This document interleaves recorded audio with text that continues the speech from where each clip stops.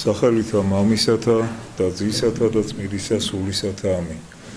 ყველას გილოცავთ დღევანდელ დღესასწაულს სენებას წმინდა დიდმოწამე თეოდორე ტირონისა. ეს ტაძარი არის პოსტკომუნისტური ეპოქის შემდეგ ერთ-ერთი პირველი ტაძარი, რომელიც აღსდგა, ამოქმედდა სოფელ დიღომში.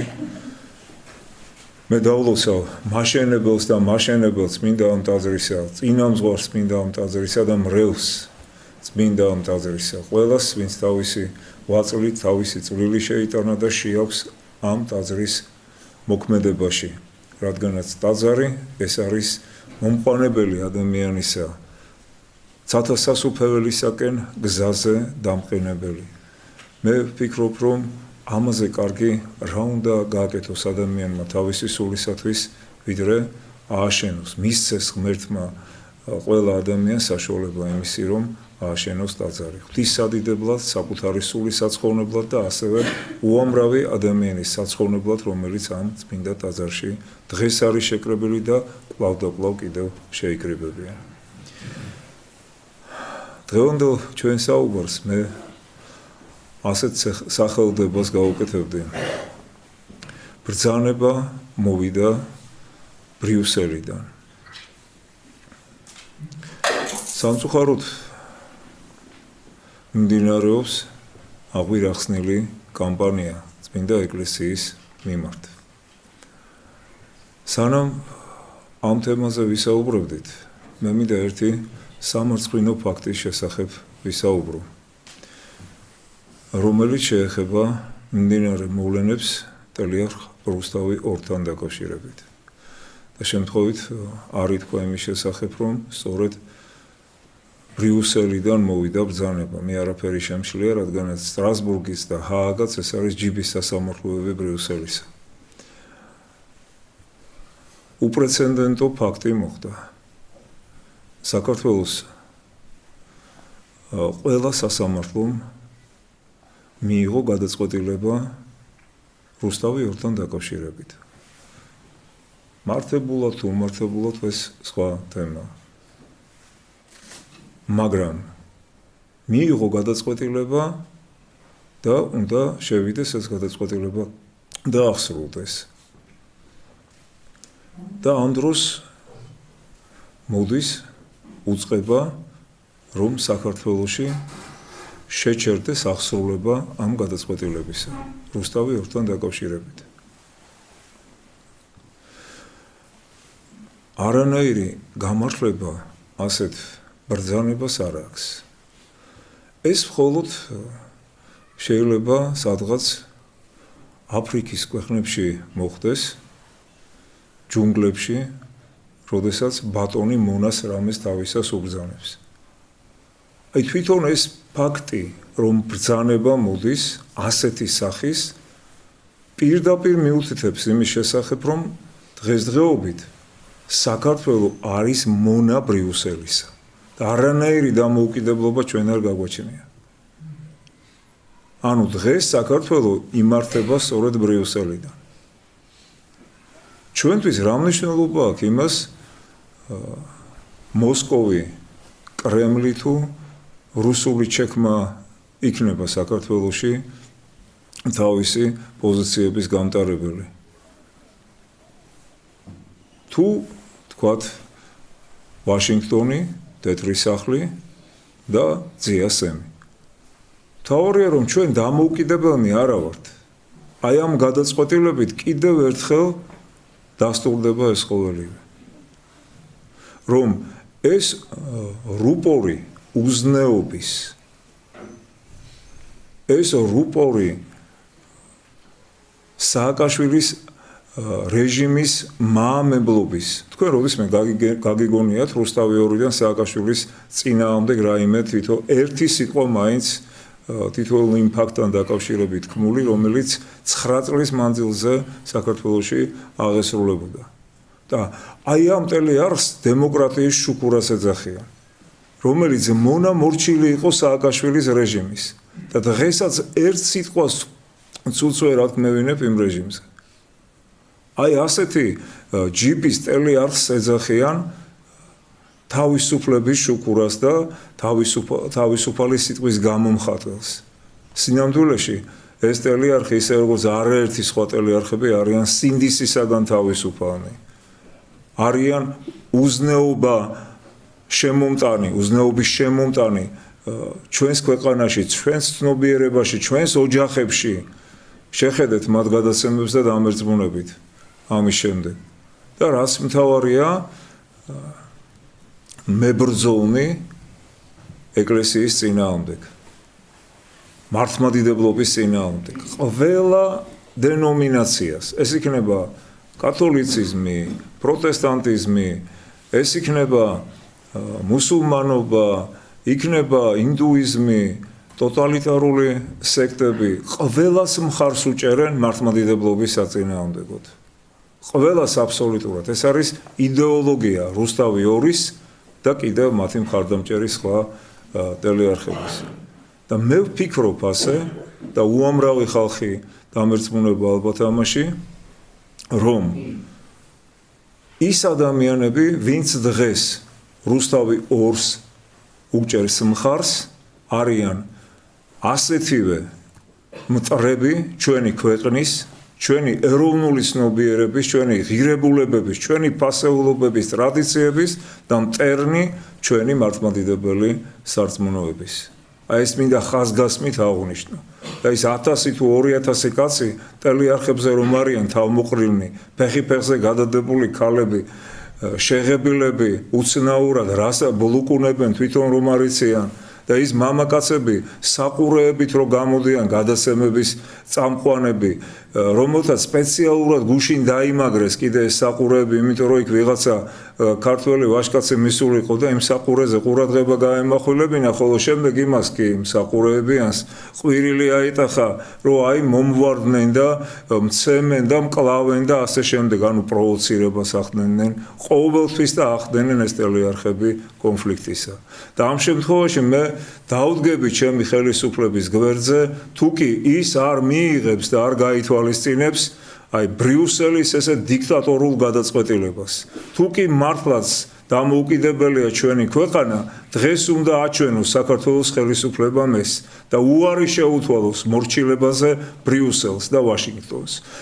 მე ვიტყვი, რომ თვითონ ვაშინგტონმაც კი დღევანდელმა პრეზიდენტმა თქვენ იცით, რომ 4 უსერიოზულეს მედია საშუალებას უარი უთხრა ინტერვიუს მიცემაზე და არა მარტო მან, ანმა თელმა ადმინისტრაციამ თეთრი სახლისა.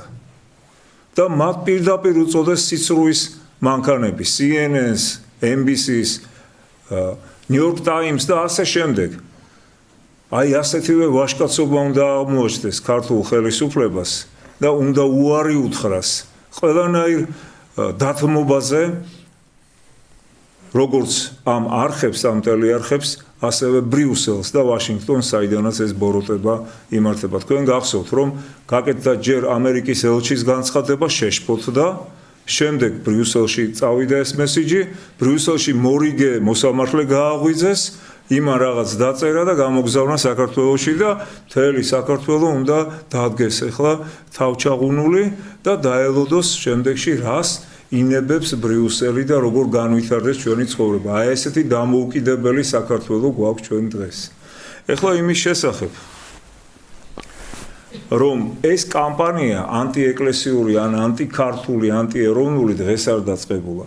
თქვენ ადევნებთ თვალყურს ალბათ იმ შემოქმედებას ამ ქართული ტელიარხების, რომელიც აი ამ ბოლო პერიოდში ვითარდება. მე მინდა გითხრათ, რომ ყოველთვის პოულობდნენ და იპოვნიან კიდე ისეთ ადამიანებს და მათ შორის სამღვდელო პირებს, რომლებიც ეკლესიას სახელს უტეხენ. ზოგს შეიძლება ვთქვათ კვლელობის პროვოცირება მოუწყონ, ზოგს სხვადასხვა უზნეობა, რაზედაც ის მიდრეკილია თვითონ ეს სასულიერო პირი და ეს ჩვენი ტკივილია და სწორედ ამიტომ არის ნეობის კომისია შექმნილი საპატრიარქოში და ეს კომისია მუშაობს. მაგრამ აქ მთავარი რა არის? აქ არის სპეციალურად მომზადებული და დაფინანსებული გეგმა ზომიერად გადაცემები იმისათვის, რათა მოხდეს ეკლესიის ავტორიტეტის დაკნინება, დისკრედიტაცია ეკლესიისა.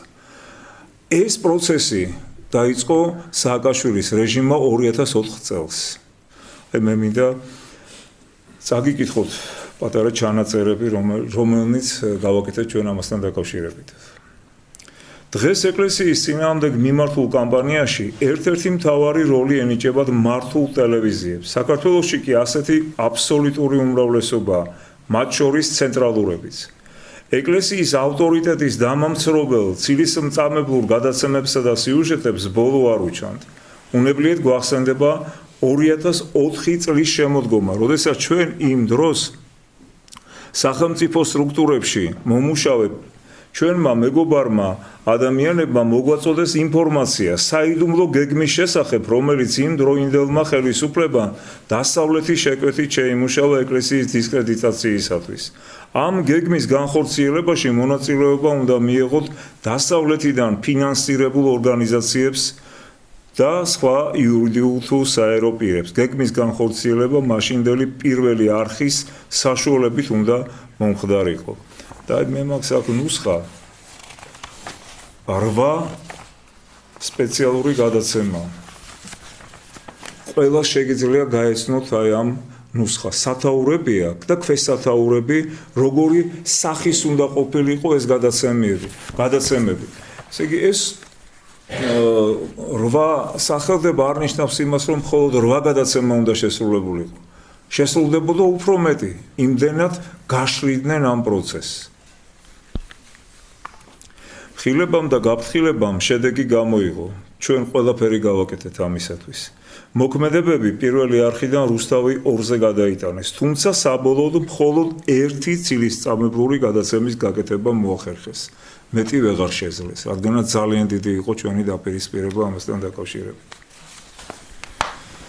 საქართველოში მიმდინარეობს ცილისწამებლური კამპანია საქართველოს სამოციქულო ეკლესიის მისი საჭედპყრობლისა და იმ სასულიერო თუ საერო პირების წინააღმდეგ, რომლებიც ცდილობენ დაიცვან მართლმადიდებლობისა და საქართველოს სამოციქულო ეკლესიის სიწმინდე. ჩვენთვის ცნობილი გახდა იმ საიდუმლო გეგმის შესახებ, რომლის მიხედვითაც ტელევიზიის პირველი არხით ეკლესიისა და მის დამცველთა წინააღმდეგ უნდა გადაიცეს რიგი ცილისწამებლური გადაცემებისა. მითითების თანახმად ეკლესიის საწინააღმდეგო კამპანია უნდა წარიმართოს ეკლესიის პატრიარქის ქების ფონზე. ეს გახსოვთ ნიშას დევიზი იყო ასეთი, აკებდა პატრიარქს, ლანძღავდა ეკლესიას. მაგრამ სრულიად აშკარაა, რომ მისი ძირითადი მიზანია ეკლესიის დისკრედიტაცია ეკლესიაში და მრევლში ეკუმენისტურ, მოდერნისტული და მწვალებლური სწავლებების დანერგვა.